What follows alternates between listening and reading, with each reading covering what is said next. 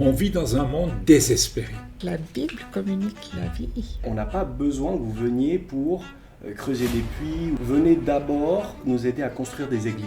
Celui qui a rendu le plus grand service à l'Église, c'est Mao, quand il nous a fait tous sortir. 2 canards, c'est 2 canards, mais un canard et une poule, c'est pas 2 canards. Bonjour et bienvenue à ce nouvel épisode de Racines au macroscope, podcast où l'on parle des enjeux de nos pratiques dans les assemblées. C'est vraiment un privilège pour moi et Marc d'accueillir ici ce soir Anne-Claude et Pierre-Étienne Pister. Grand plaisir, bienvenue, merci à vous en tout cas d'avoir répondu. Merci. Ouais, on va parler du sujet de la mission, parce que vous avez été missionnaire pendant un long moment. Est-ce que vous pouvez nous dire en quelques phrases juste qui vous êtes et qu'est-ce que vous avez fait? Alors, nous sommes Pierre-Étienne et Anne-Claude Pfister, mariés depuis 54 ans, parents de 4 enfants, mariés et les grands-parents de 11 petits-enfants. Wow. Ça fait pas mal, hein? Ouais. Il y a 50 ans que nous avons été placés devant un besoin précis au Zaïre, à ce moment-là, et à un moment où on se posait des questions quant à notre avenir. 50 ans jour pour jour. Pas tout à fait. Mais 50 ans cette année en tout cas. Mais c'était en 1975. En février 1975. Février 1900, alors que Pierre-Étienne était très impliqué dans son travail et puis aussi dans un travail dans le village de Sonspo avec beaucoup de jeunes qui s'étaient convertis. Et voilà, c'était surprenant, d'autant plus que j'avais lu un livre quand j'avais 16 ans qui s'appelait Épopée au Congo, dans lequel on relatait le martyre, le meurtre de 30 missionnaires d'une grande mission dans la région de Kisangani. Ça a dû te motiver. À 16 ans. À 16 ans, j'avais fermé ce livre et je m'étais dit jamais dans ce pays. Mais on parle de la mission et je voudrais vous poser la question, en fait, c'est quoi la mission? Alors le terme mission, ça vient du latin missio, qui est l'action d'envoyer. Il s'agit de l'accomplissement d'une tâche par celui auquel elle est confiée, et la tâche dont nous désirons parler, eh bien, c'est celle que le Seigneur lui-même nous confie. Alors, lui a dit « Je vous envoie ». Cette mission est donc un honneur et une grâce qu'il nous accorde. On l'a appelée l'ordre suprême parce qu'elle est mentionnée 5 fois à la fin de chaque évangile et au début des actes, et chacune des mentions présente un aspect spécifique et complémentaire de la mission. Il me semble que dans un truc que tu avais écrit une fois que j'ai pu trouver, tu parles de la mission comme étant aussi le fait de franchir des frontières. Alors, antérieurement, peut-être on pensait que c'était franchir des frontières géographiques, on va peut-être aller en Afrique du Sud, on va aller au Brésil, mais c'est aussi franchir des frontières culturelles, même religieuses, traditionnelles, linguistiques, et puis finalement franchir des... Comment tu l'avais dit? Franchir entre le lieu où il y a la foi en Christ et où il n'y a pas de foi, quelque chose comme ça. Effectivement, on se rend compte que la mission classique ou conventionnelle, eh bien, c'était passer ces frontières géographiques. Il fallait passer un océan ou une mer, et il fallait se trouver dans un autre continent. Et c'est là qu'on disait, il y a la mission. Et au pré, on parlait d'évangéliser, puis on parlait de partir en mission pour plus loin. Par contre, maintenant, effectivement, la mission, c'est plus partir au loin, parce que ceux qui devaient être évangélisés, ils sont venus jusqu'à nous. Et il y a des gens de partout. Ici, on se trouve à Renan, dans l'ouest lausannois. Il y a plus de 120 nationalités dans cette petite commune. Et c'est un privilège de pouvoir alors passer vers eux et vivre la mission avec eux. Ouais. En tout cas, moi, ça va marquer ce lien entre extérieur et intérieur, ceux qui sont pas croyants et ceux qui sont croyants. Il y a un lien entre pouvoir franchir justement cette barrière, déjà pouvoir peut-être discriminer dans le sens identifier, mais distinguer qui a besoin d'aide, et c'est pas forcément ceux qui sont de l'autre côté du monde. Et puis après, comment franchir les barrières pour arriver jusqu'à eux. Ça m'avait marqué, et du coup je proposais qu'on aborde cette question de la mission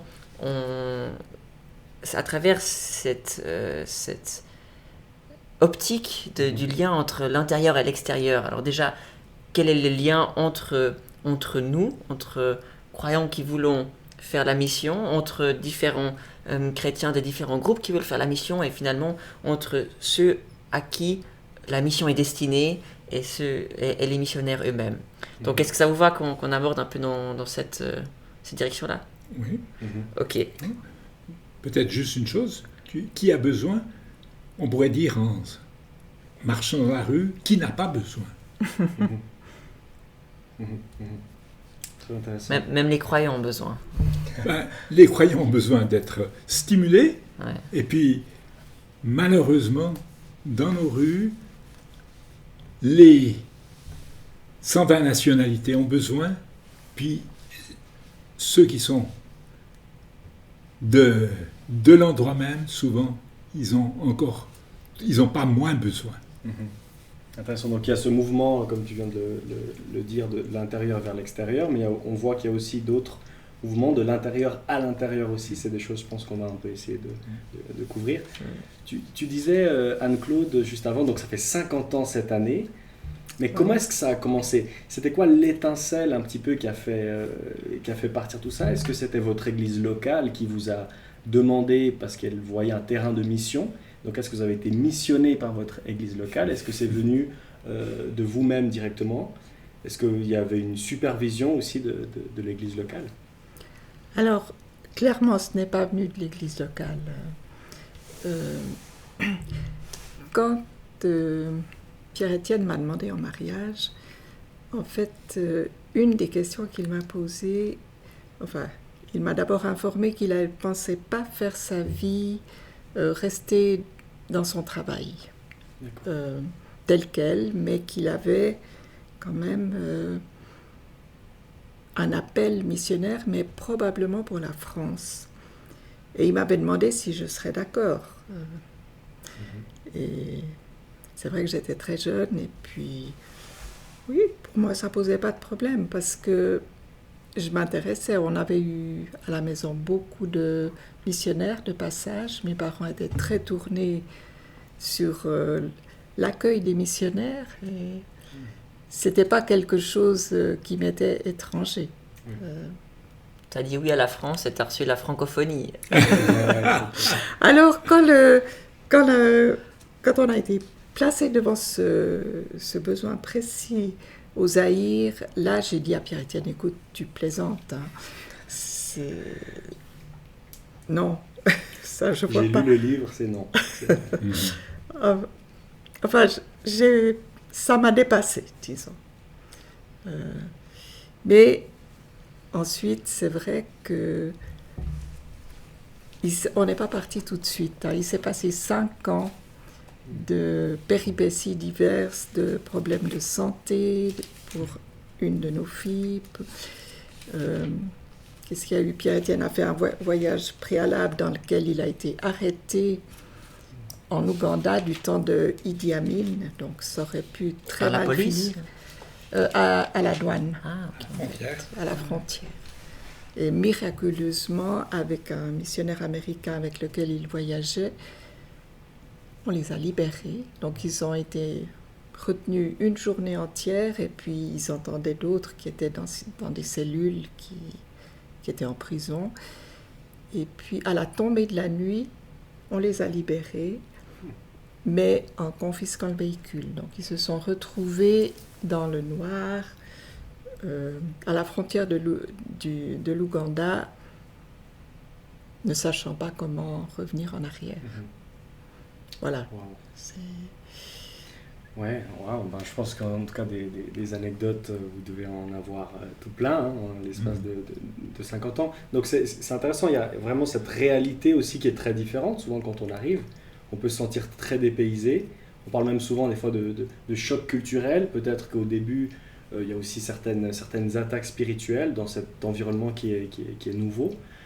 Est-ce que, si vous n'avez pas forcément de soutien avant de la part de votre église locale, est-ce qu'il y a eu sur place peut-être un suivi quand vous êtes arrivé, un soutien de leur part ou peut-être un suivi aussi qui se faisait régulièrement?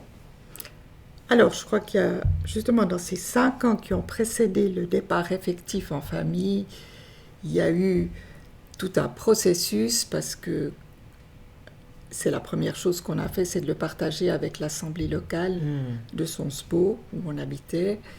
Et alors, on a été réellement accompagnés par 2 frères âgés qui ont pris très à cœur vraiment de nous suivre. Donc, on n'est pas partis comme des électrons libres. C'est quelque chose qu'on a partagé pendant 5 ans avec l'Assemblée. Et c'est vrai qu'après cet épisode du premier voyage, il y a eu beaucoup d'ordres et de contre-ordres. Certains disaient, mais enfin, c'est clair, le Seigneur ferme la porte, on ne part pas avec 3 petits-enfants dans des conditions pareilles. Puis d'autres qui disaient, mais avec une telle délivrance, eh bien, c'est le gage qu'il faut y aller. Donc, on a eu beaucoup d'hésitations. Et finalement, le frère qui nous accompagnait nous a cité un verset de la parole qui nous reste encore jusqu'à aujourd'hui. À un moment donné, il a compris qu'il fallait prendre une décision. Et il nous a dit, eh bien, ce n'est pas avant que les pieds des sacrificateurs se posent dans le Jourdain que les eaux se sont retirées. Donc pour lui, voilà, il fallait faire ce pas de foi.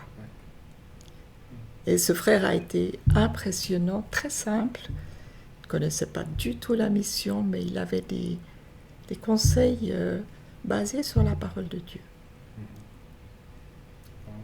C'est pas évident, je trouve, d'être un peu pressé de ces différents côtés, entre une réalité aussi du terrain, entre d'où l'on vient, et avec des avis qui sont très contraires, de garder une forme d'autonomie tout en étant rattaché et soumis aussi. Et du coup, vous avez été encouragé par plusieurs personnes de l'Assemblée locale, et après, vous m'avez parlé une fois d'une main d'association. Alors moi, ça m'intéresse de savoir qu'est-ce que ça voulait dire et tout ça. Alors, la main d'association, c'est quelque chose qu'on trouve dans les Galates. Paul parle de cette main d'association qu'il avait reçue d'autres frères.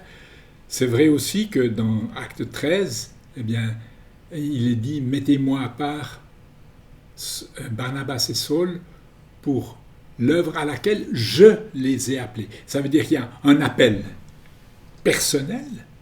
Et puis, en fait, l'Assemblée doit avoir une conviction que cet appel correspond bien à la pensée du Seigneur.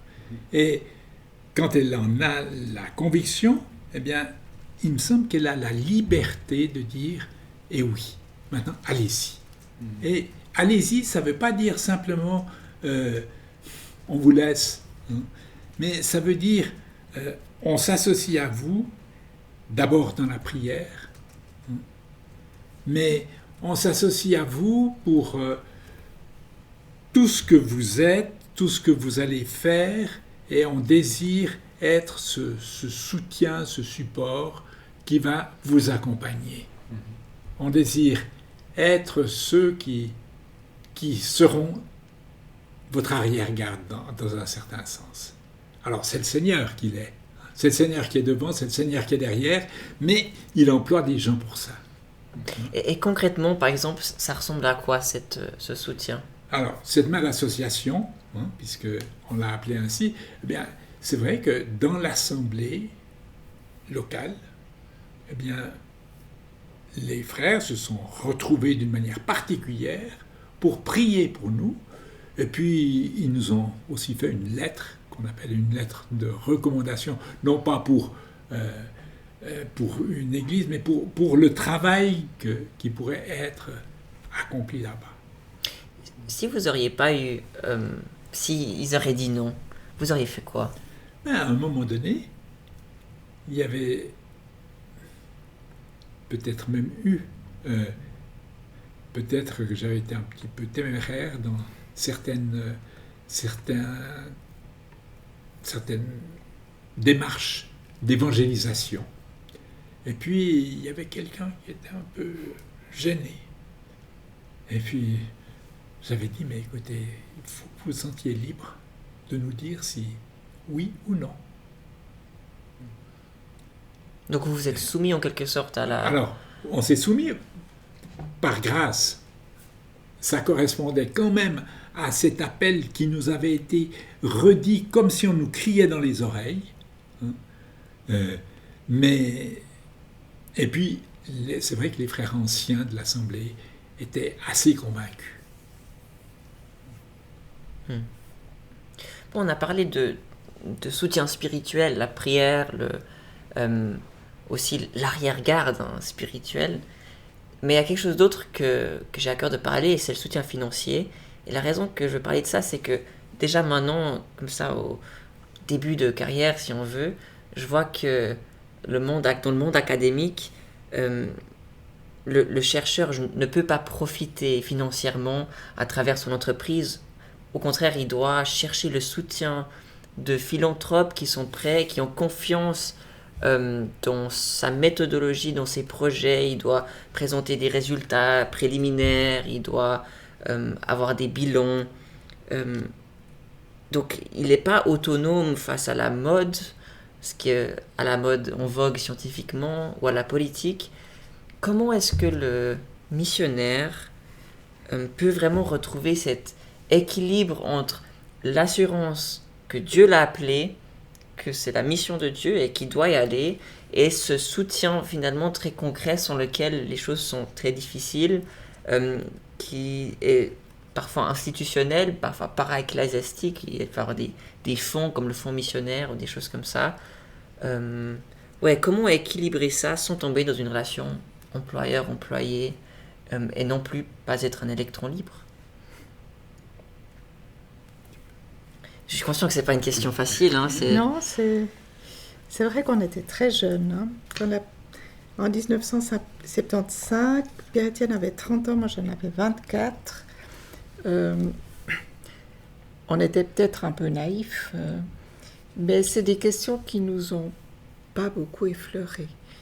Si ce n'est que on avait quand même lu pas mal de récits missionnaires où les missionnaires vivaient par la foi. Donc le Seigneur allait pourvoir d'une manière ou d'une autre. Que dire? Si on prend Hudson Taylor, si on prend George Muller, c'est comme l'apôtre Paul. Il ne faisait pas des demandes particulières pour lui, il en faisait peut-être pour aider les chrétiens de Jérusalem, mais je crois qu'il faisait confiance au Seigneur pour lui-même. Et puis, il a même su se mettre au boulot quand il n'y avait plus assez. Et je crois que c'était un petit peu dans ce sens-là qu'on se disait, le Seigneur a pourvu pour d'autres, eh bien, il permettra qu'il y ait ce qui est nécessaire, tant pour vivre que pour le service qu'il confie et l'œuvre qui peut être liée à ce service. J'ajouterais quand même une chose importante. Je crois qu'il faut garder l'esprit du faiseur de tente comme Paul. Et je crois que c'est important d'avoir une bonne formation et même d'avoir valorisé sa formation, d'avoir eu l'occasion de travailler.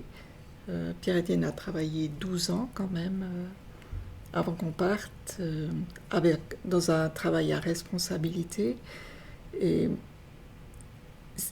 quand on a été évacué d'un jour à l'autre, 12 ans après notre installation au Congo, eh bien, ça paraissait normal de retourner dans une vie professionnelle, en fait. Je crois que c'est vrai qu'on ne part pas à la légère. Si le Seigneur ferme en ne donnant pas de fonds, il faut pouvoir se retourner d'une manière ou d'une autre. C'est pour ça que c'est vrai qu'une de nos filles a voulu partir en mission à l'âge de 19 ans sans formation. Et on a été un peu ferme en disant il te faut d'abord étudier. Et puis, quand elle a fini ses études, elle nous a dit alors ça va. Et puis, on lui a dit non, je crois qu'il faut que tu mettes encore en valeur ton diplôme, d'avoir quelque chose qui te permette de te raccrocher rapidement dans la vie professionnelle. Si le Seigneur ne confirme pas ou ne donne pas ce qui est nécessaire. Et donc c'est un peu ça. Vas-y. Non, mais c'est intéressant. Donc, aussi quand on parle de vivre par la foi, c'est un terme que j'ai toujours entendu aussi depuis que je suis tout petit. Et c'est vrai, comme tu prenais l'exemple du monde académique et de la recherche et tous ces systèmes, et des fois même peut-être des relations de pouvoir qu'on peut voir, j'ai aussi vu des missionnaires, au terme de leur 1 an, par exemple, revenir en Europe et passer des heures à faire des PowerPoint tout beaux pour passer après dans les différentes églises. Et c'est là qu'il y a la présentation du travail qui est fait. Et quelque part, j'ai l'impression qu'il y a un peu cette attente. D'accord, on vous a soutenu financièrement, mais c'est quoi le résultat concret? Donc, est-ce que, selon vous, il y a effectivement une pression que certains missionnaires peuvent sentir financièrement pour pas justement tomber dans cette relation employeur? Ou est-ce qu'il y a certains éléments de la pression qui sont importants, tout bonnes? Oui. Alors, c'est vrai que on peut pas dire qu'on a ressenti une pression. Au contraire, on nous disait, mais vous êtes responsable devant le Seigneur. Et je crois que même les projets qui ont été réalisés, parce qu'il y en a eu, par la grâce de Dieu, beaucoup, eh bien, le Seigneur a pourvu. Et il n'y a pas eu de jeu de pression pour cela. Mais c'est vrai que, par contre, il me semble qu'il y a une certaine redevabilité. Et on ne peut pas dire « Ah, mais moi, je suis responsable devant le Seigneur, donc je n'ai rien à dire et je n'ai pas de compte à rendre. » Non, j'ai des comptes à rendre. J'ai des comptes à rendre, peut-être d'abord au Seigneur, puisqu'il est demandé d'un administrateur la fidélité. Quand on parle du fait de gestion économique, mais aussi par rapport à la gestion des mystères de Dieu. Mais je suis redevable à l'Église dans laquelle on est. Quand on est en mission, on est lié avec une Église et il y a une œuvre. Quand tu dis l'Église, tu parles de l'Église d'origine? De l'Assemblée, non, de l'Église où on est. Où on est arrivé dans le pays étranger. Okay, ouais. Et puis, je pense qu'on est aussi responsable parce que parfois, il y a des choses qui sont destinées à des projets ou à des personnes d'une certaine... qui ont été... qui sont dans des situations difficiles, etc. On est responsable aussi vis-à-vis d'eux. Et puis, on est responsable vis-à-vis du donateur. Mais je crois qu'il y a cette presque quadruple responsabilité de rendre compte. Et je crois que c'est vouloir dire non, moi je suis devant le Seigneur et je ne parle pas de ces choses-là. Je pense que c'est prendre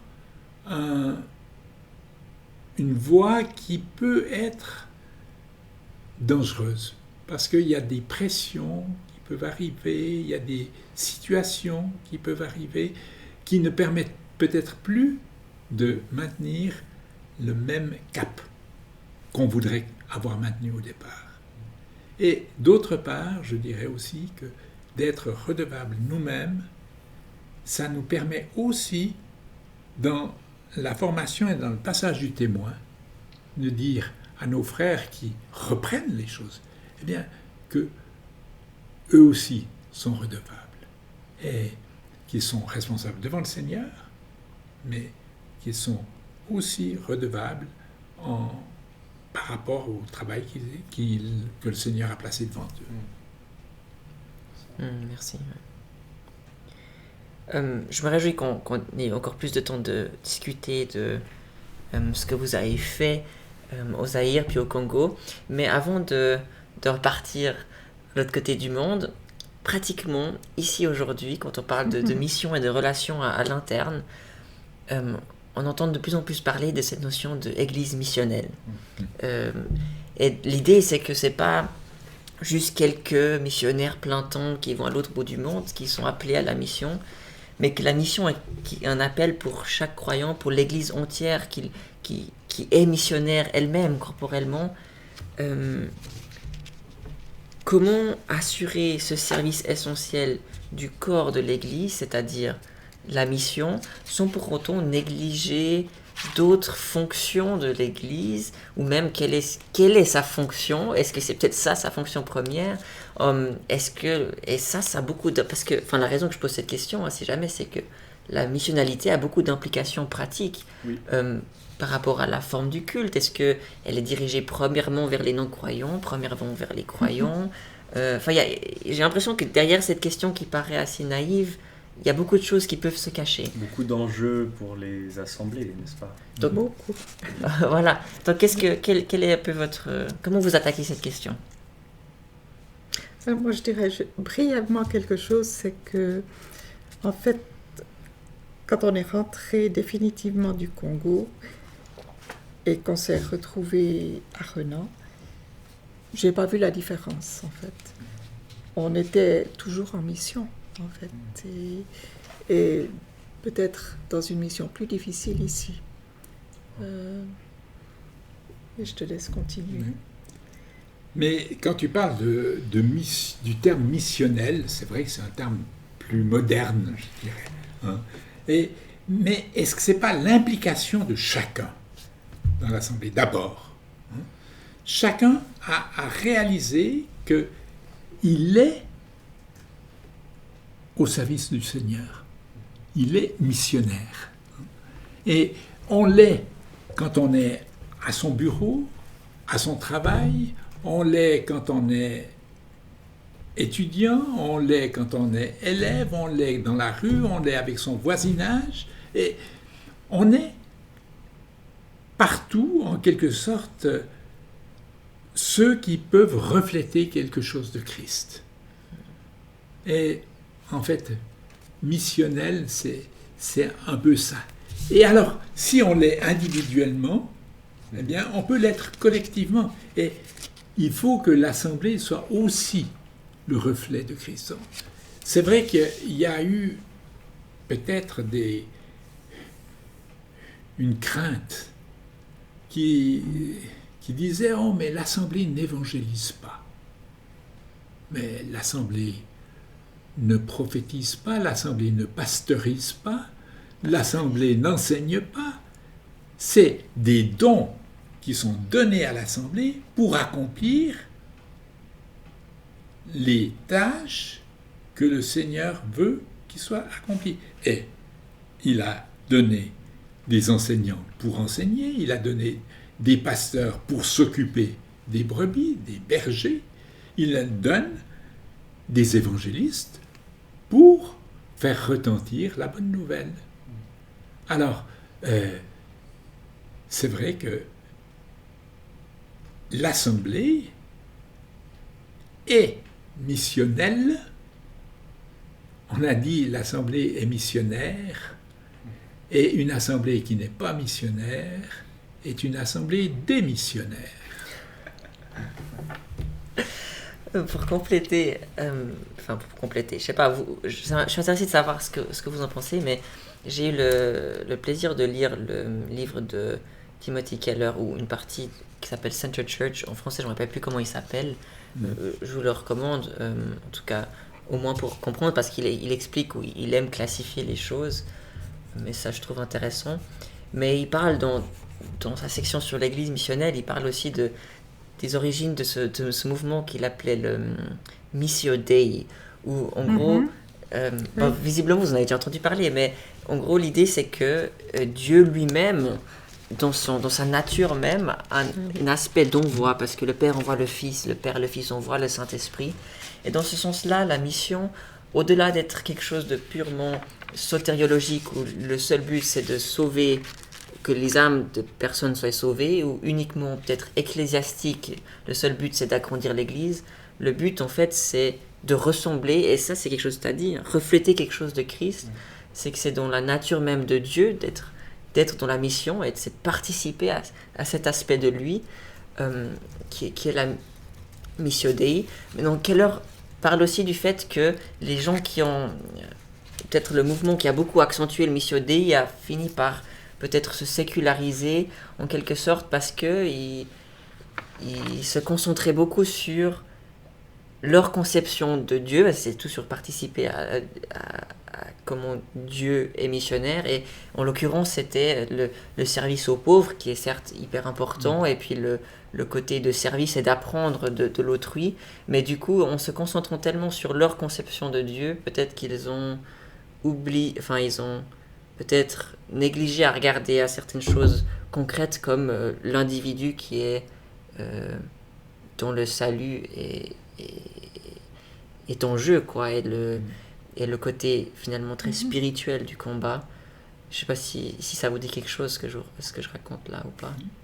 Non, Missio Dei, c'est vrai qu'on en parle, et justement que la mission prend sa racine dans le cœur de Dieu, en fait, puisque Dieu a envoyé son Fils pour le salut du monde, qui veut délivrer sa création et ses créatures des conséquences du péché et du mal qui a été introduit dans le monde. Je ne sais pas si je réponds à la question. Oui, c'est ça. Et en fait, j'avais oublié de mentionner ça, mais c'est cet aspect de délivrance. Et certains peut-être ont pris ça trop loin, dans le sens où il faut les délivrer des pouvoirs politiques. Enfin, je ne dis pas que c'est forcément faux, hein, mais oui. On aura certainement l'occasion d'aborder les questions de service social et politique. Mais je trouvais juste comme framework cette idée de se dire la raison de la mission, c'est de ressembler à Christ avant tout. Et en fait, en l'occurrence, ça implique la délivrance du péché. Ouais. Alors peut-être qu'on a parfois mis la charrue avant les bœufs. C'est-à-dire qu'on a voulu délivrer des conséquences du péché, et on a voulu, par exemple, même au niveau de la nature, on voudrait restaurer la nature, et tout le mouvement écologique est bon, hein, mais c'est vrai que la nature soupire. En attendant continuellement. Mais malheureusement, on n'en est pas encore là.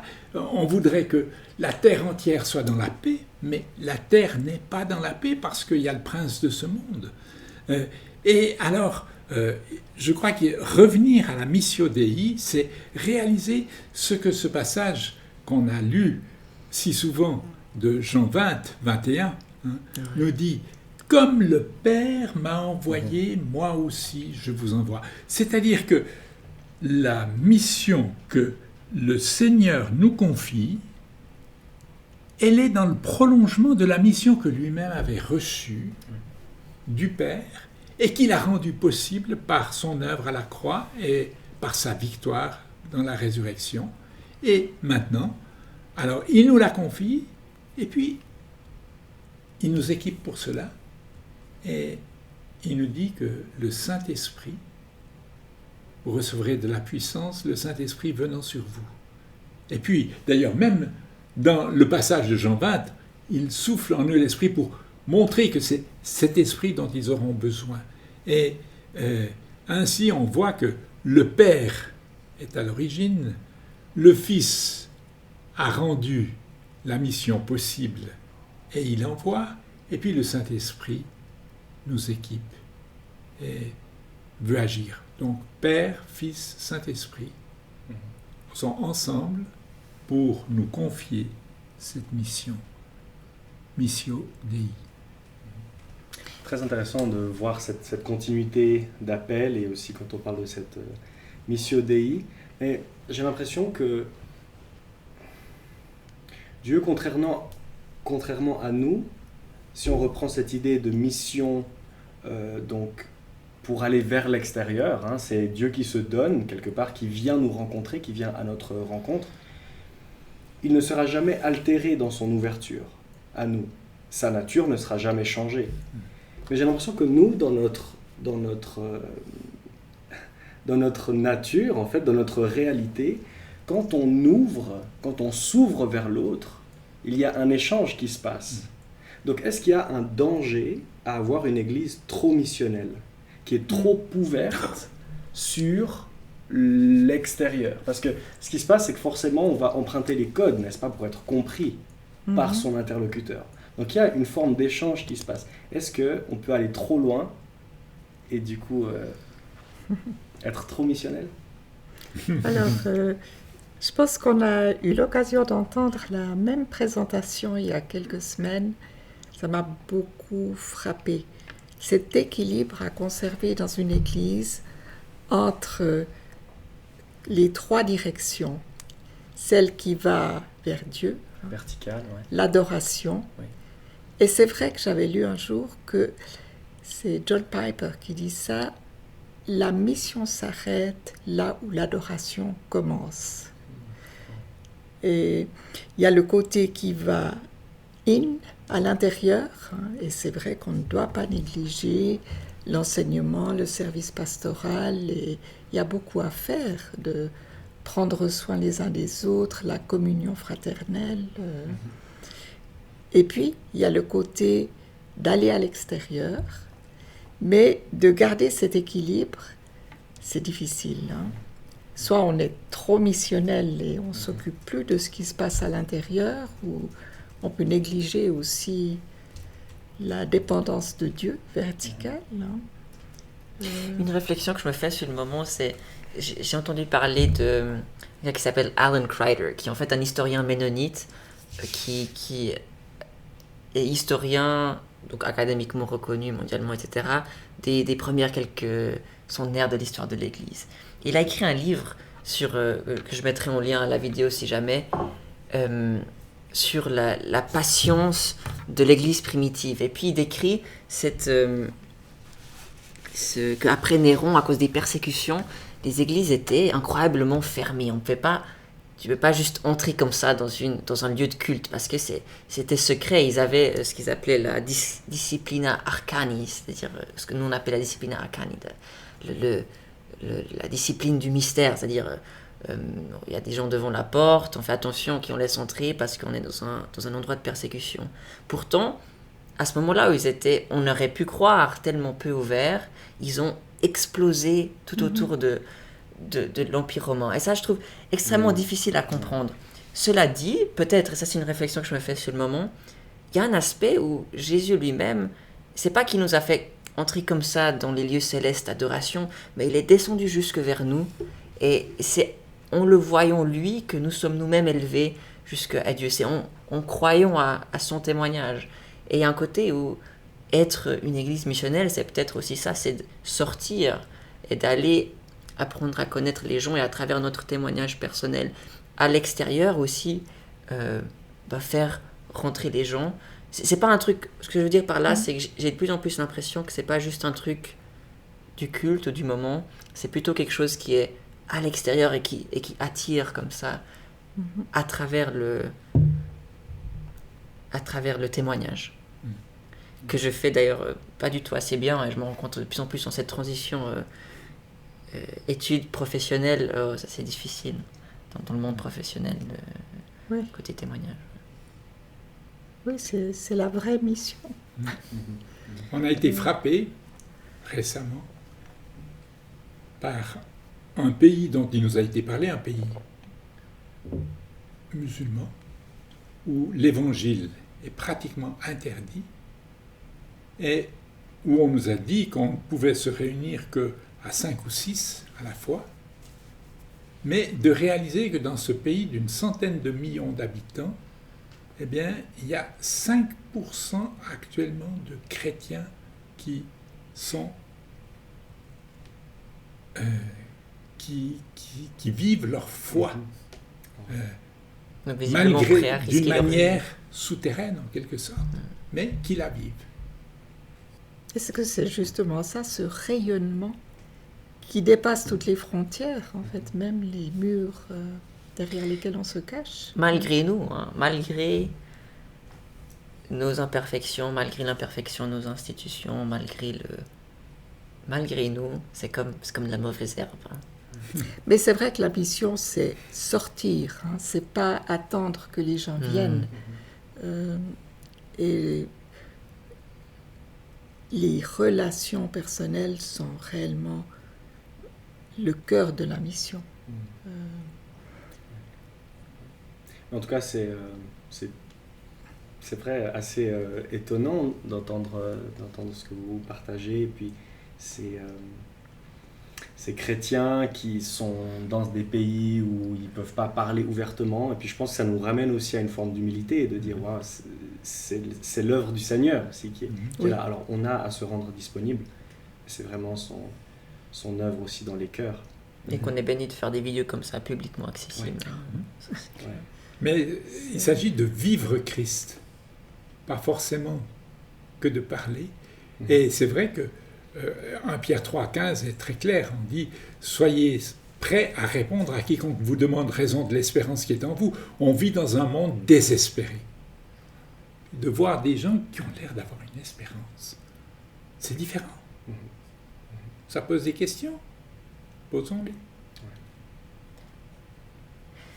Pour revenir à ce que vous avez fait peut-être au Zaïre puis au Congo, en parlant de relations à l'interne, mais peut-être un peu moins interne que ça, quelle était votre relation à d'autres groupes de chrétiens, d'autres missionnaires, peut-être une variété de dénominations? Comment est-ce que vous collaboriez avec eux? Qu'est-ce que vous faisiez ensemble? Qu'est-ce que vous ne faisiez pas ensemble?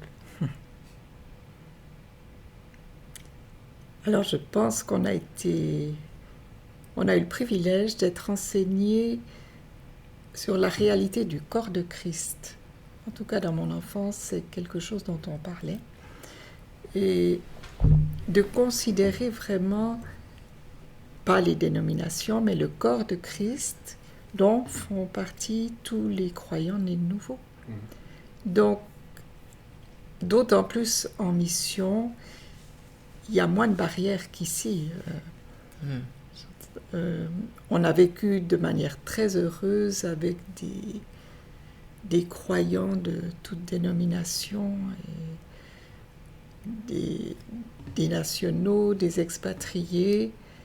Et c'est vrai que dans notre travail, on a eu le privilège de travailler en équipe, avec des équipes multiculturelles où il n'y a pas beaucoup de barrières.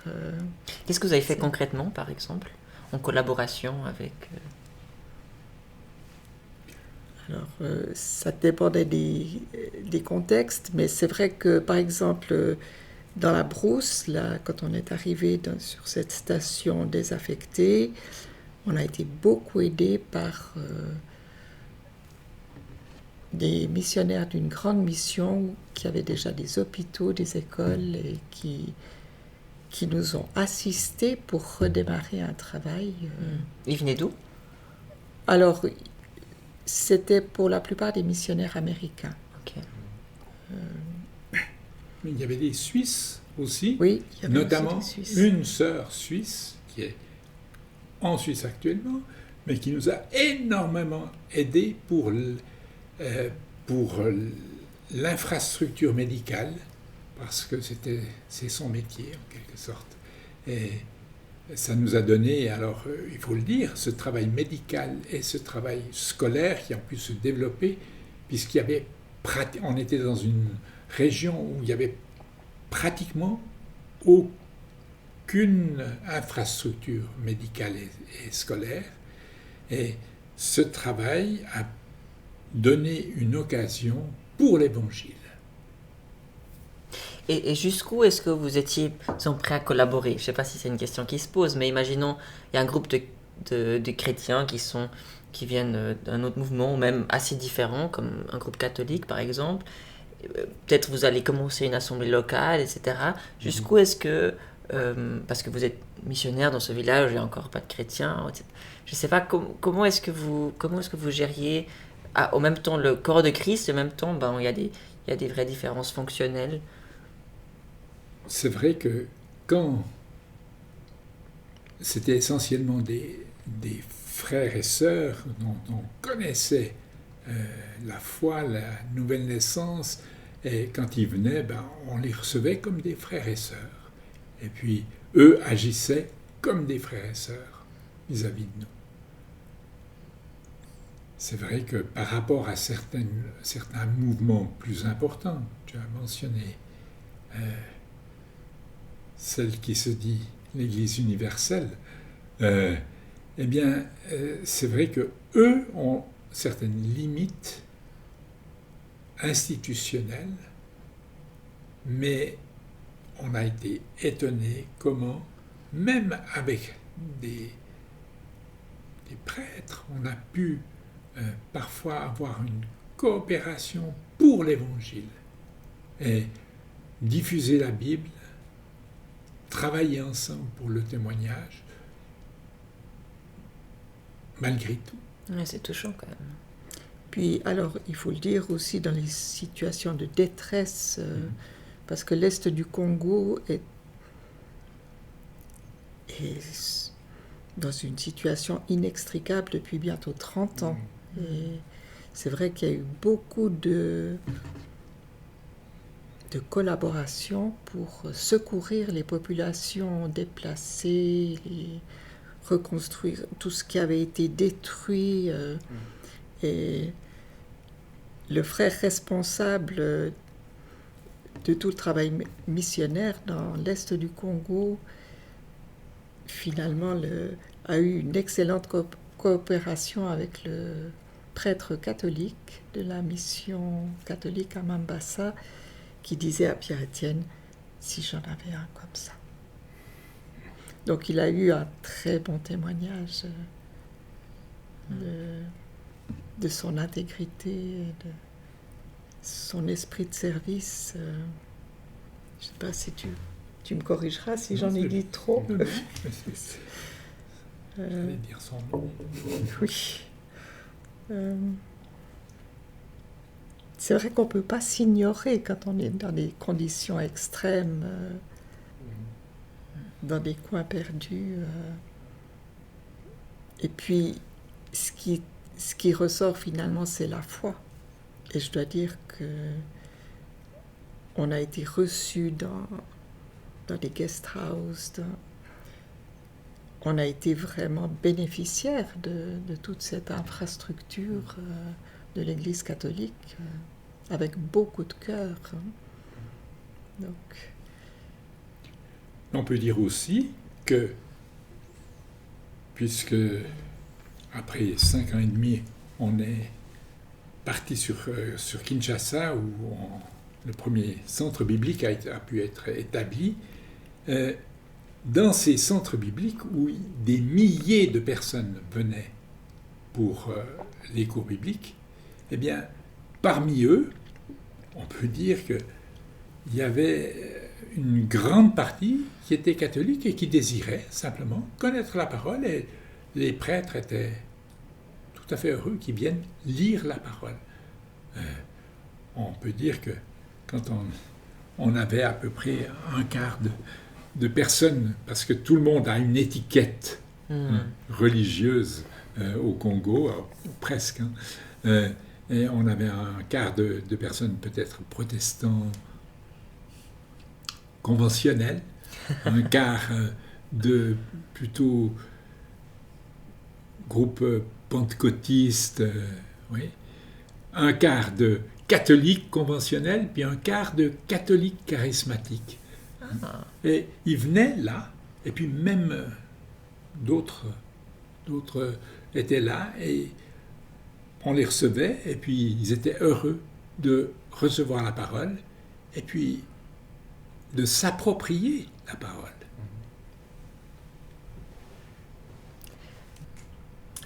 Quand on parle de mission, voilà, la personne qui fait la mission, c'est le ou la missionnaire. D'ailleurs, c'est un plaisir de vous avoir tous les deux ici, en tout cas.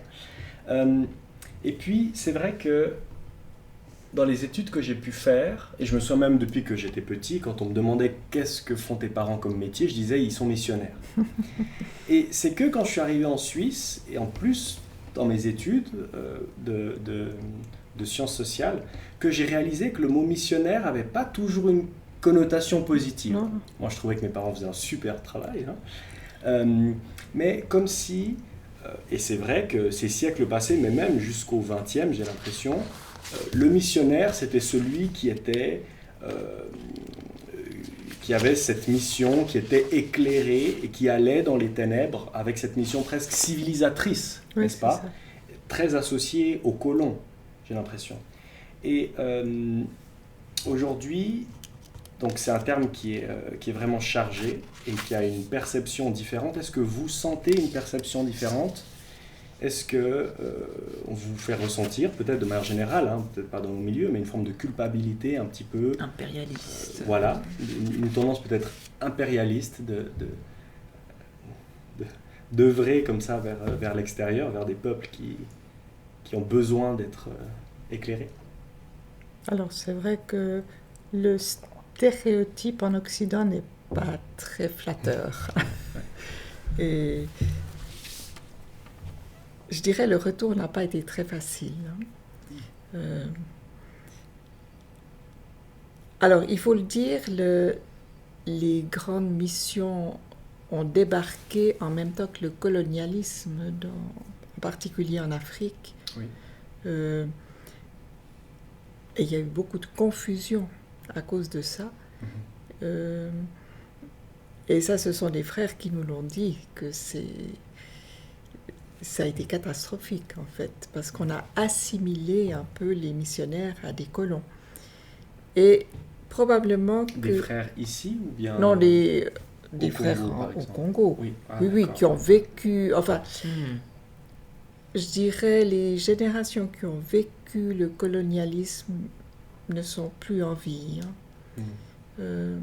Mais quand on est arrivé, il y avait une espèce de quand même quelque chose de viscéral contre le colonialisme. Les missionnaires qui se sont établis dans ces pays ont profité de l'infrastructure coloniale, mais ils ont eu tendance à s'établir, en fait, alors que la stratégie missionnaire de Paul était plutôt itinérante. Alors, c'est vrai qu'il y a eu les écoles, les hôpitaux, mais où on a beaucoup apporté aussi une certaine culture occidentale, avec peut-être peu de respect pour la culture locale, qui était très riche. Mais on pourrait avoir un grand chapitre sur le colonialisme. Je dirais qu'on a eu la chance de pouvoir travailler différemment, le travail en équipe où tout le monde est sur un pied d'égalité est quand même un garde-fou.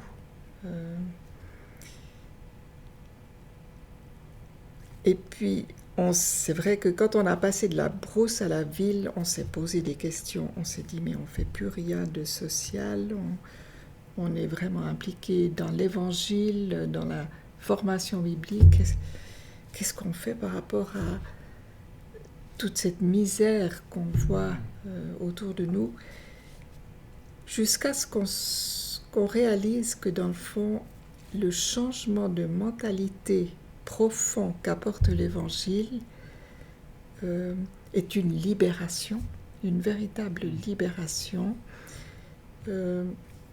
et un ferment pour l'esprit d'entreprise sur des bases d'intégrité, de redevabilité, de transparence. Et voilà, je dirais que actuellement, on est plutôt reconnaissant d'avoir pu œuvrer dans cette dimension du changement de mentalité qui n'est pas à portée de l'Occident, mais que la parole de Dieu amène. Et c'est vrai que la parole de Dieu a une puissance pour transformer Oui. un homme, une femme, dont on n'a pas idée quand on a grandi dans une culture teintée de christianisme. Mais je crois qu'on s'en rend plus compte aujourd'hui, qu'on est environné de personnes qui ont laissé les fondements de la foi. On est dans une société post-chrétienne. Donc je crois qu'on va revenir à ces réalités. On espère, mais c'est très intéressant ce que tu soulèves ici. La puissance transformatrice de la parole qui peut ensuite relever des peuples même, et puis je pense qu'on le vit, hein, c'est fractal, donc on le vit à titre personnel aussi. Puis je me souviens, j'avais discuté avec un pasteur qui avait grandi au Mozambique et qui me disait que après la guerre, le pays était vraiment ravagé et il y avait toutes sortes d'entreprises, de missions aussi humanitaires et puis chrétiennes qui allaient pour relancer des projets, donc avec les meilleures stratégies de gestion de projet, etc. Et jusqu'à ce qu'ils disent qu'il y a vraiment plusieurs personnes qui se sont levées donc, du Mozambique et qui ont dit « mais on n'a pas besoin que vous veniez pour creuser des puits ou pour lancer des écoles ». Alors, pas pour dire que tout l'aspect social n'est pas important et humanitaire, bien au contraire. Mais venez d'abord nous aider à construire des églises. Et ça, je trouvais vraiment très très fort comme message. Et ça rejoint vraiment ce que tu dis, que lorsqu'on est transformé vraiment de l'intérieur, peut venir l'autodétermination, peut venir cette envie aussi de faire plus d'autres choses. Est-ce que c'est vrai, factuellement, que si on transforme spirituellement une personne, une population, les œuvres sociales qui en suivent sont positives? Écoute, on en a été témoin. Hein? Oui. Et même il y a un certain développement personnel, hein, et des effets qui ont lieu dans l'entourage, qu'on voit, qu'on note. En fait, le chrétien qui est libéré, il est libéré en fait sur tous les plans. Il est beaucoup plus disponible aussi pour aider les autres et même pour développer aussi des projets, etc. La liberté amène la responsabilité. Il n'est responsable que celui qui est libre. Mais quand il est libre, il se sent responsable. Et alors, les chrétiens vivent cette responsabilité dans la mesure où ils peuvent le vivre, évidemment. Ouais. Ce qui n'est pas partout la même chose. J'aimerais revenir sur cette notion un petit peu d'image du missionnaire ici, parce que on peut voir, en tout cas moi je le vois en discutant avec plusieurs jeunes, en réaction à cette image-là, de dire en fait on se sent plus légitime du coup, et on ne va plus pour enseigner à l'étranger, qui était un petit peu peut-être plus rattaché à cette mission civilisationnelle des siècles passés, du moins dans le narratif, et maintenant on va à l'étranger pour apprendre. Vraiment. Et j'ai discuté avec plusieurs jeunes qui se disaient mais moi je me sens pas légitime d'aller en tant que missionnaire, j'ai rien à leur apprendre, j'ai tout à apprendre d'eux. Donc comment est-ce qu'on fait pour trouver l'équilibre? Parce qu'on peut tomber du coup presque dans l'autre sens, pour vraiment rester dans cet appel missionnel sans tomber dans un complexe occidental. Oui, c'est une question intéressante. C'est vrai que je crois que toutes les cultures ont à apprendre. Mais apprendre quoi? En fait, notre culture, notre vision du monde matérialiste est tout aussi fausse que la vision animiste. Et je crois que là où vraiment Dieu veut nous amener, c'est à découvrir la vision du monde biblique. Et dans ce sens, chacun a un grand travail de tri à faire. Et l'avantage d'aller vivre dans une autre culture, c'est qu'on prend du recul par rapport à sa propre culture, et puis on prend conscience qu'on a tous à apprendre. Et je crois que dans les centres bibliques, c'est l'expérience qu'on a pu faire d'apprendre tous en même temps, mais peut-être de devoir trier des éléments différents. Mais c'est là qu'on se rejoint. Et un jour, j'ai entendu un anthropologue du Congo-Brazzaville qui donnait une présentation de missiologie, et il disait finalement, plus on se rapprochera de Dieu, de Christ, de la vision biblique du monde, plus on se rapproche les uns des autres. Et c'est vrai qu'on s'est senti très proche de beaucoup de frères et sœurs en Afrique, qui nous disaient aussi qu'ils se sentaient... Enfin, on était dans une famille, donc, où les barrières s'estompent. Bien sûr rien n'est parfait. On transporte avec soi quand même beaucoup de choses. Peut-être qu'on n'aurait pas dû transporter, mais je crois que la jeune génération sait vivre plus simplement que la plupart des missionnaires qui ont commencé il y a très longtemps. Et peut-être notre fille a fait une année au Kosovo pour apprendre la langue et se tremper dans la culture locale. Et en fait, on l'a envoyée dans une famille, partager la chambre des enfants, et vivre comme la famille. Et je crois que c'est comme ça qu'il faut envisager la mission. Et ça n'a pas été notre cas. Donc comme quoi l'autorité, ou si l'hiérarchie est présente, c'est en fait Dieu et les hommes, et c'est de lui qu'on apprend de sa parole. Oui. Je crois que tu résumes exactement. Exactement, parce que, en fait, qu'est-ce que on a appris au cours de ces années? On a tellement reçu, en fait. Et je crois qu'on peut être que reconnaissant pour ça. Et Dieu nous a fait le privilège de recevoir au travers de nos frères là-bas. Finalement, c'est Dieu qui enseigne à travers vous, à travers eux. Et puis, au travers de tout ce qu'il a opéré parmi nos frères aussi là-bas. Je dirais que les héros de la foi, ils sont là-bas. Mais le stéréotype, c'est vrai qu'il est là, en Europe.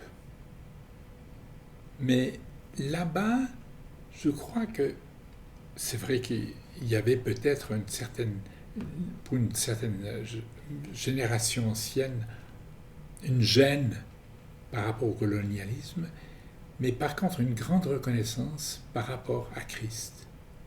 Et puis, je pense que la nouvelle génération, elle a perdu le complexe dans ce sens-là.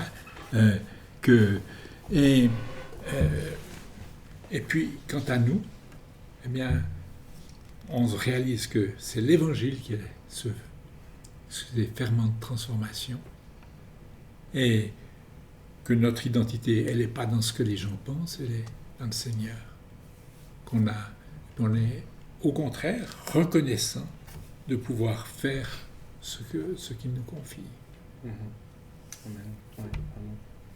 Tu disais, Anne-Claude, juste avant, que ta fille avait été envoyée dans une famille. Et c'est vrai que quand on est du coup dans la mission, dans ce mouvement vers l'extérieur, je trouve pas facile de discerner, en plus avec ce message de transformation, n'est-ce pas? Je trouve pas facile de discerner quels sont les aspects légitimes de la culture et quels sont ceux qui doivent être transformés par le message de l'Évangile. Et j'ai l'impression de voir un petit peu du coup deux tendances. La première, c'est celle de transposer, y compris quand on fait de l'implantation d'église, par exemple, de transposer une forme d'église préexistante avec tous nos codes, n'est-ce pas, ici. Et je repense des fois, pendant mon enfance, j'entendais dans les églises dans lesquelles j'ai grandi, par 35 degrés, on chantait « Blanc, plus blanc que neige ». Ou encore d'autres cantiques où on insistait. Voilà. Et donc, d'une part, où on prend ce modèle préexistant, ou bien on va essayer d'intégrer le plus possible les éléments culturels locaux dans le christianisme. Presque une forme de baptême, n'est-ce pas? Et donc, comment est-ce qu'on peut trouver cet équilibre-là? Il faut enlever les missionnaires expatriés. À ce propos, on connaissait une sœur du Canada qui était médecin, qui était née en Chine. Ses parents étaient missionnaires, médecins en Chine. Et puis, un jour, elle nous disait, « Celui qui a rendu le plus grand service à l'Église, c'est Mao. Quand il nous a fait tous sortir, l'Église a dû se saisir et se mobiliser elle-même. » Alors, c'est vrai que c'est un peu dur parce que Mao a été extrêmement dur, mais dans un autre sens, il a permis à l'Église de progresser par elle-même, sans les missionnaires, puisque on parlait de... Ouais. Donc vraiment cette idée finale de pouvoir susciter aussi, pour ne pas rester dans ce narratif d'imposer un peu par le haut, mais c'est aussi planter des graines. Et puis c'est pour ça que je trouve tellement beau toutes ces images qu'on a dans la parole. Le Seigneur qui vient, la parole, ce sont ces graines, n'est-ce pas, qui viennent grandir dans mon cœur.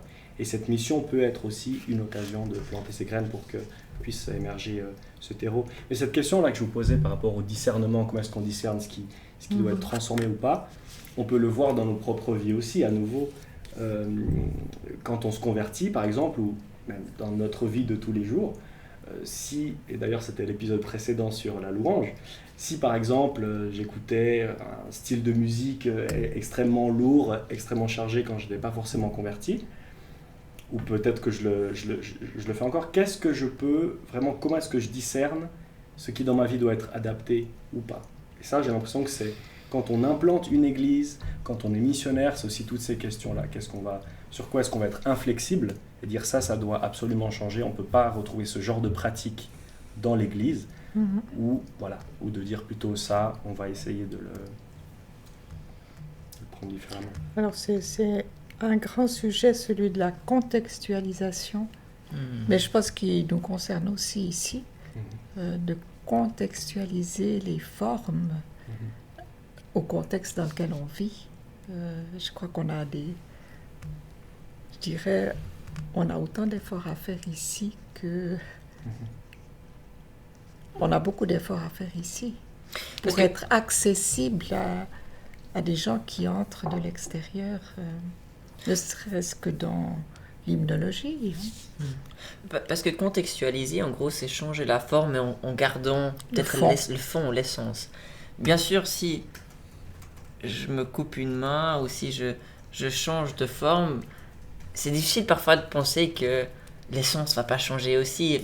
Parfois, on se considère notre identité comme étant aussi un peu dépendante à quoi on ressemble.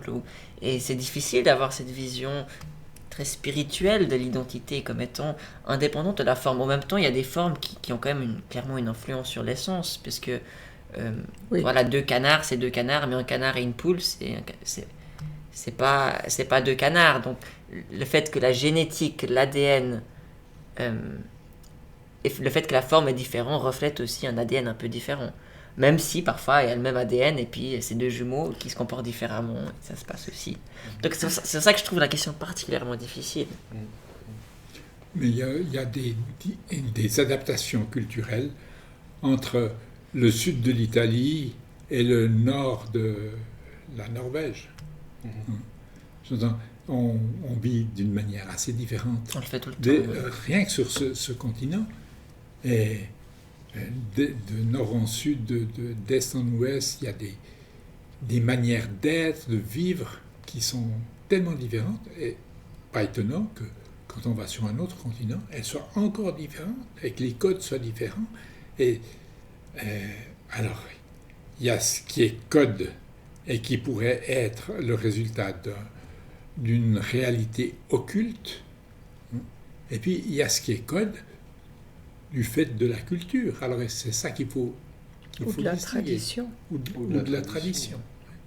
Et pour ça, pour discerner, c'est quoi la solution? C'est la prière, c'est la lecture, c'est la réflexion, c'est l'expérience. Les anthropologues, peut-être. Écouter les anthropologues. Écouter le Saint-Esprit. Mais il faut faire attention parce que des fois, on prend son propre esprit pour le Saint-Esprit. Ah. Mais quand même, le Saint-Esprit éclaire la parole.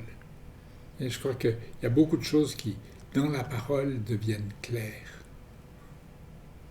Alors, je dirais, il y a la contextualisation, c'est pas le syncrétisme. Et c'est vrai que le syncrétisme, c'est le mélange. Hein. Quand on commence à mélanger, je dirais, la contextualisation, elle implique justement ce tri entre ce qui est fondamental et puis ce qui est moins important. C'est plus formel. Je pense que c'est une réflexion pour chacun d'entre nous à faire et pour les églises aussi, de réfléchir à la question du triage qui me semble fondamentale pour pouvoir collaborer ensemble, etc. Sur quoi est-ce qu'on ne fait pas de compromis? Sur quoi on fait des compromis? Sur quelle montagne est-ce que je suis prêt à planter mon drapeau et mourir et dire je plante mon drapeau à côté du Seigneur Jésus et de sa croix, etc. Et à côté de quelle colline est-ce que je suis prêt à... Ok, là on va battre la retraite, on va... Ouais. Vous avez parlé de quelque chose de fascinant, dire mais il faudrait que les expatriés partent. Mais c'était façon de dire. Voilà, c'est bien sûr, c'est exagéré. Il faut qu'ils fassent équipe. C'est ça. Oui. J'ai bien sûr, c'est une manière de parler, mais je trouve que ça relève un point qui a été un peu dans tout ce qu'on a discuté, mais on n'a pas parlé formellement, et c'est l'aspect de l'autonomie en fait. L'autonomie du lieu où on va. Tu as aussi mentionné liberté mène à responsabilité, et responsabilité, ça permet de fleurir aussi, de s'améliorer. Et je trouve que, maintenant je comprends, j'avais beaucoup de peine avec cette question d'autonomie, parce que trop d'autonomie, et c'est plus encore, hein, parce que est-ce que la main droite ou main gauche, ou bien, mais le côté, c'est l'autonomie, ça permet en même temps l'expérience, ça permet l'institution, ça permet l'expérience, ça permet l'amélioration. Comment gérer ces questions d'autonomie? Est-ce que l'Église à Lausanne ou à Renan, où on se trouve, dépend de l'Église à Tampa, en Floride? Mais pourtant, on fait partie d'un même corps. On est une même Église. Est-ce que, parce qu'elle est dans un pays du Sud, l'Église qui est autonome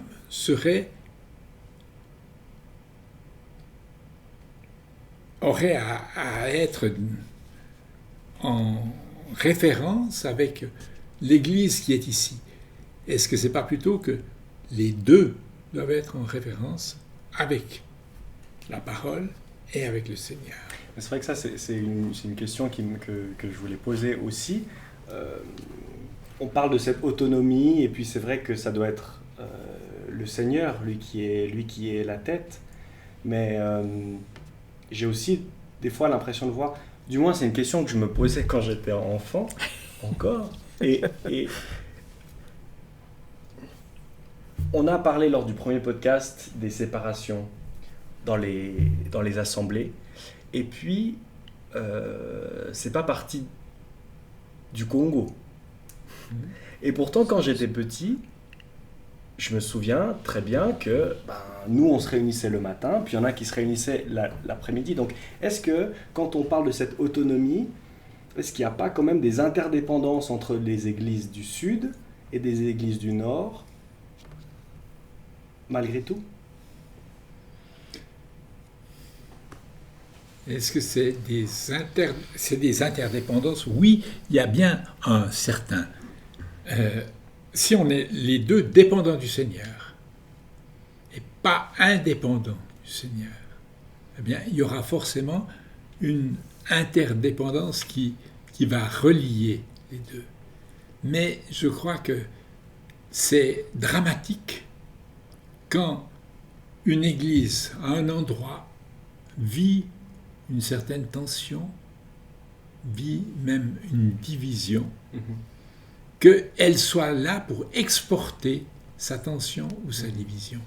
Et ça, c'est aller contre l'unité du corps de Christ. Et il est dit qu'il faut veiller à ceux qui apportent des divisions. Paul le dit très clairement. Ayez l'œil sur cela. Et je crois qu'on doit faire très attention que ce qu'on a pu voir comme lien magnifique, mais en Christ, ne devienne pas une imposition de nos pensées, nos idées, nos interprétations. D'où je trouve l'utilité des lettres de recommandation qui disaient cette personne c'est pas quelqu'un qui crée des tensions chez nous. Faites confiance, des choses comme ça.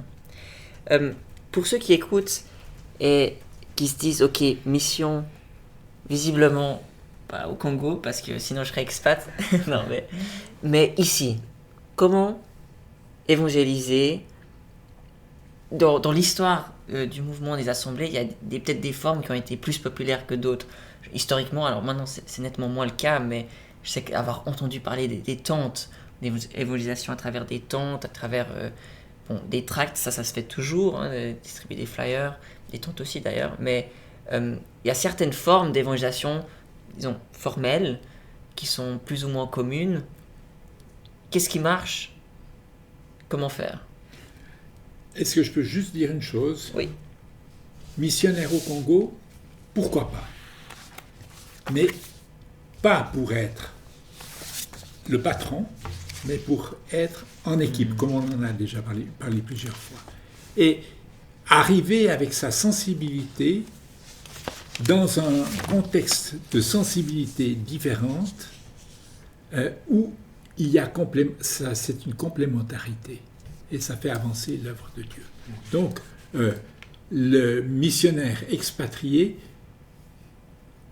ça peut encore exister. J'étais allé l'autre jour chez mon oncologue et puis il m'a dit « Qu'est-ce que vous avez fait ?» J'ai dit « J'étais missionnaire. » Ça existe encore. À la fin, il m'a dit « C'est quand même bien d'être croyant » quand il a regardé mon dossier. Mais c'était la semaine passée. Donc, c'est vrai que moi, je ne tue pas les missionnaires. Mais par contre, qu'on sache être ce qu'on doit être, serviteur du Seigneur, parmi les serviteurs, être comme celui qui sert, dit le Seigneur. Et ici, alors comment vivre la mission? Puisqu'on a parlé d'une mission qui est de plus en plus une mission à notre porte. Alors c'est vrai qu'il y a des méthodes traditionnelles, même les traités, c'est pas si évident. En tout cas, le samedi matin, quand on les distribue au marché, il y a des jours où ça marche mieux que d'autres. Mais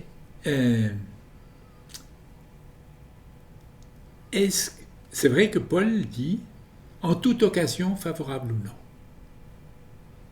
Mais est-ce qu'il y a une chose qui est de plus en plus réelle, c'est que les gens ont besoin, ils sont de plus en plus seuls et isolés, donc ils ont de plus en plus besoin de relations. Et en fait, aller s'asseoir sur un banc, sur la place publique, à côté d'un drogué ou d'un pas drogué, et puis essayer de l'écouter, et puis essayer de, à un moment donné, arriver avec la bonne nouvelle. c'est quelque chose qu'on doit de plus en plus faire, me semble-t-il. Établir des relations pour pouvoir amener à une relation. Établir des relations peut-être horizontales au départ, mais pour pouvoir amener à une relation verticale. Ouais, et en tout cas, de mon expérience, ce que j'ai l'impression, c'est que, bon, déjà, souvent, on est surpris parfois. On se dit, ça va jamais marcher. Puis finalement, il y a quand même quelque chose, un fruit qui en ressort. Et ça montre que Dieu agit malgré nous. Pour moi, ça, c'était très important. Mais par rapport à ce truc relationnel, j'ai vraiment l'impression que c'est ça. Et souvent, il y a beaucoup de jeunes à qui je parle qui diraient, j'ai l'impression, ouais, mais moi, je fais pas trop des trucs, aller parler à n'importe qui. Moi, c'est envers mes amis. Ils le disent pas forcément comme ça, mais parfois, je le ressens comme ça. Et il y a l'aspect, finalement, le relationnel, c'est quand même le plus fort parce que c'est le témoignage des gens qui savent comment tu vis, qui peuvent évaluer ta cohérence.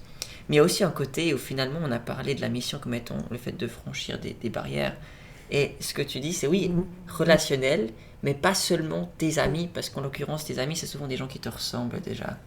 Mais relationnel avec celui qui est sur la rue, celui qui est là, qui est au-delà de ce que tu t'attendrais, qui est de l'autre côté de la frontière ou de la barrière, barrière socio-économique, barrière linguistique. Ouais. Est-ce qu'il ne peut pas être ton ami? Devenir mon ami. Le fait d'être avec lui, c'est réaliser une amitié et, qu'il faut pouvoir faire avancer.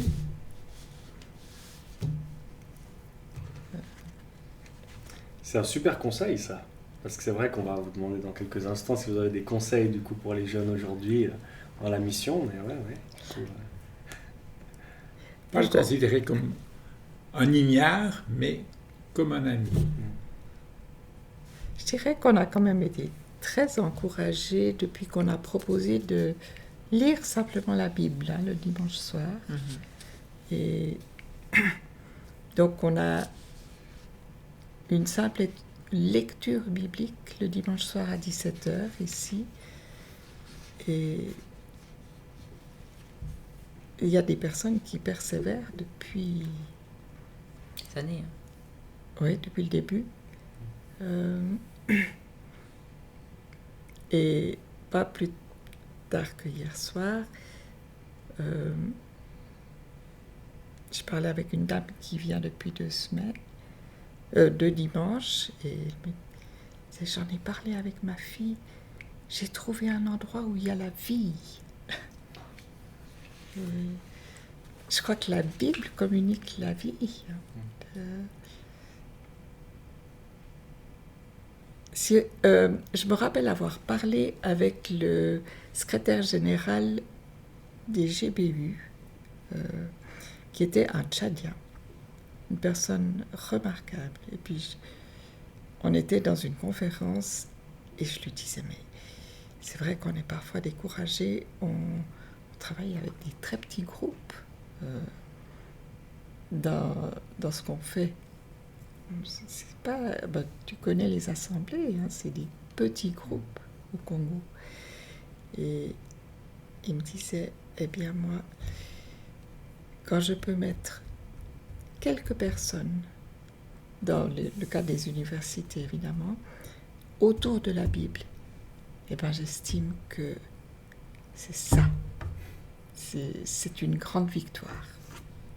Quand on arrive à mettre des gens autour de la Bible, et puis laisser la parole leur parler. Et je dois dire, ça m'est toujours resté, ça m'a beaucoup encouragée, même si c'est tout petit. Il y a même des mouvements aussi qui proposent simplement une lecture à 2 ou 3. Et puis après, quand quelqu'un a suffisamment progressé, qu'il commence avec une autre personne. Faire un peu boule de neige, mais quand même la parole de Dieu qui présente finalement le Seigneur. Merci vraiment. On arrive à la fin gentiment de notre échange. Avant de vous demander quelques conseils, et peut-être si vous... Quel est pour vous, alors ça c'est la question qu'on pose à tous nos invités, quel est pour vous l'enjeu le plus important pour les assemblées en termes de mission, dans le cadre de la mission aujourd'hui? Mais en tout cas, c'était extrêmement riche de vous avoir, très précieux. On a parlé d'appel personnel, mais aussi le rôle de l'assemblée, d'avoir cette conviction que c'est un appel qui vient de Dieu et ce soutien aussi des assemblées. Et du coup, cette forme de double redevabilité devant Dieu et devant les hommes aussi. C'était précieux de savoir qu'on est tous missionnaires au près comme au loin. Vous avez 50 ans d'expérience dans des pays d'Afrique centrale, mais déjà ici, vous êtes missionnaire encore ici, et on peut l'être aussi. On a parlé de la mission dans la nature de Dieu, qui, en envoyant son Fils, est, et qui, à son tour, nous envoie, est vraiment dans cet envoi de l'intérieur vers l'extérieur. On a parlé aussi beaucoup d'imposition et du danger de l'imposition par le haut, d'imposer une vision. Et en fait, on n'est pas là pour imposer une vision qui est occidentale, on est là pour proposer une vision biblique qui est celle qui fait le plus de sens, et on a chacun besoin d'être aussi transformé par cette vision biblique, d'où que l'on soit. On a parlé de contextualiser, du coup, à qui on s'adresse tout en gardant le fond, qui est un enjeu aussi qu'on veut soulever, et d'être vraiment à l'image de notre Seigneur, serviteur, aussi là où on va, quand on peut évangéliser, aujourd'hui établir des relations de manière très importante, et laisser Dieu agir en se plaçant aussi autour de la Bible. Du coup, Bravo. Merci à vous. quel est le plus grand enjeu? Alors, le plus grand enjeu, et puis il y a peut-être deux choses que j'aimerais ajouter. Mais le plus grand enjeu, c'est que le Seigneur garde sa place. Qu'on donne au Seigneur la place qui est la sienne. Parce qu'on peut se laisser entraîner, on peut servir, on peut être occupé par la mission du maître en oubliant le maître de la mission. C'est pas moi qui l'ai dit. Mais c'est vrai que ça peut vite être cela, ou que la tradition remplace la relation. Donc, le Seigneur au centre et une relation avec lui. Mais peut-être que si on parle mission, on parle aussi d'une certaine pérennité. Et la charte de la mission, on a souvent dit, c'est 222, 2 Timothée 2.2. Ce que tu as reçu de moi, communique-le à des hommes fidèles et capables d'enseigner les autres. C'est en fait la vision de la multiplication. Et pour qu'il y ait vision de multiplication, eh bien, il y a une formation. Et une formation de la relève. Et je crois que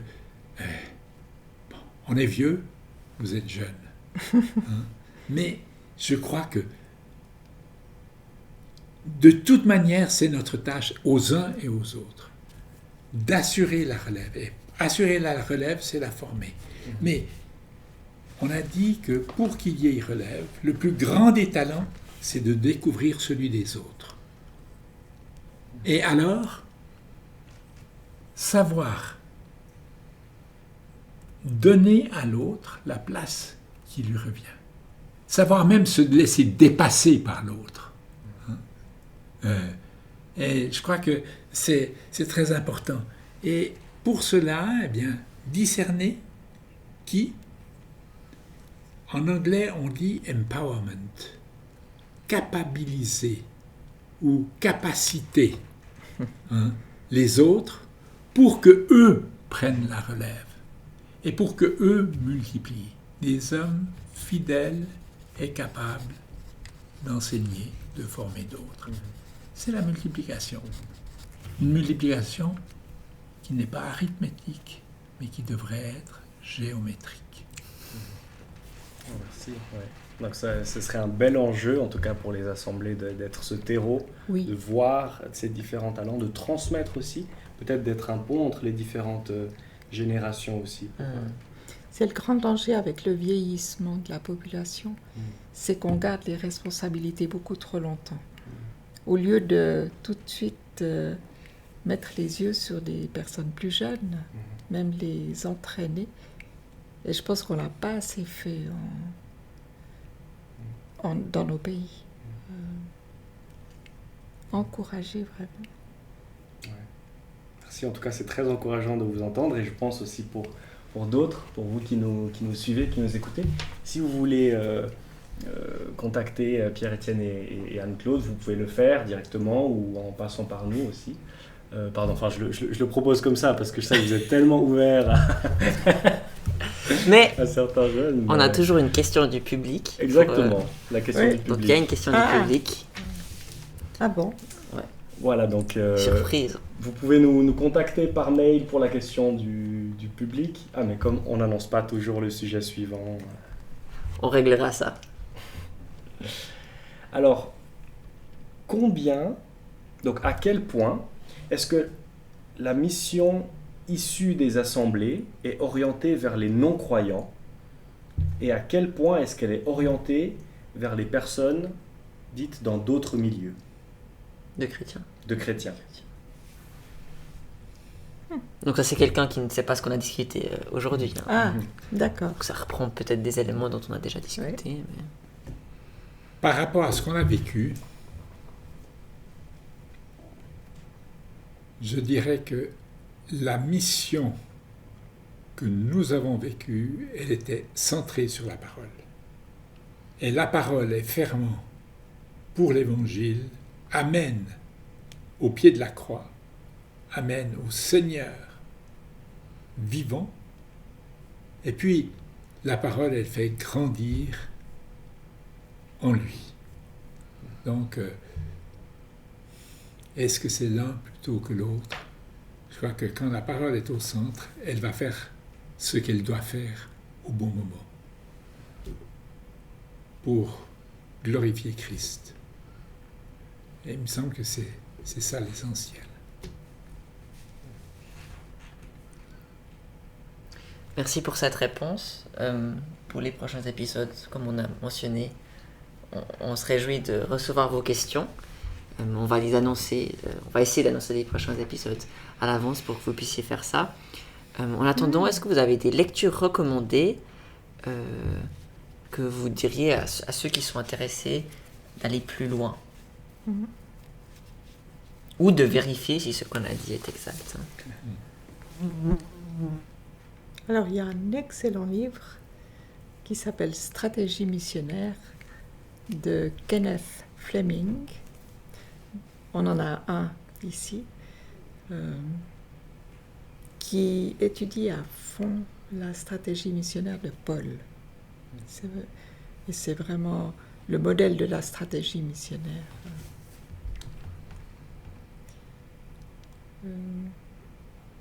J'ai lu un autre livre très intéressant, mais qui est, je crois, malheureusement épuisé, qui s'appelle Mission, le dernier chapitre, qui voit la mission plutôt comme engageant des faiseurs de tentes partout, plus vraiment des missionnaires au sens traditionnel du terme, mais qui était soutenu donc financièrement, tu dis, par les assemblées, donc passer à un autre modèle d'indépendance financière. Et puis il y a trop de travail pour qu'il soit confié à quelques personnes. C'est vraiment tout le monde qui part en mission, qui est en mission là où il est. C'est missionnel. Voilà. Il y a un livre de Coleman, Évangéliser selon le Maître, qui Très est bon aussi livre.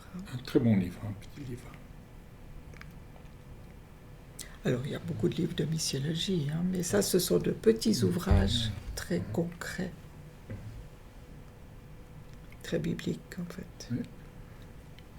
Bon, c'est vrai que on a dans les éditions Centre Biblique un livre qui s'appelle L'évangélisation.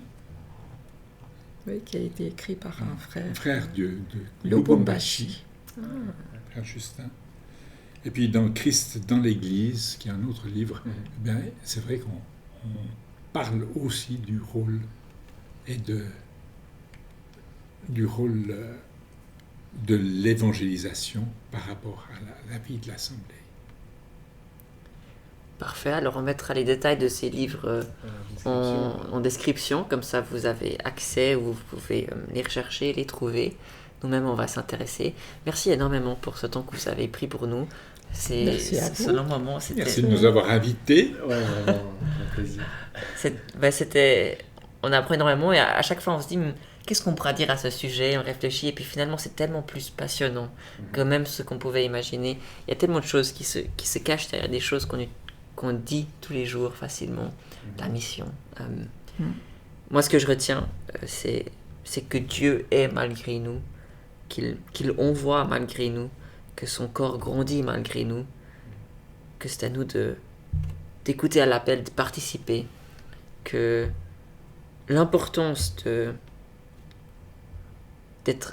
la cohérence de l'œuvre exemplaire et surtout l'importance de la parole puissante qui elle-même est la source à travers laquelle on s'unit, à travers laquelle on écoute, on discerne et finalement qui fait le travail. Ouais. Merci à vous, merci à chacun, chacune d'être là, de nous avoir suivis ce nouvel épisode de Racine au macroscope. On vous dit à bientôt.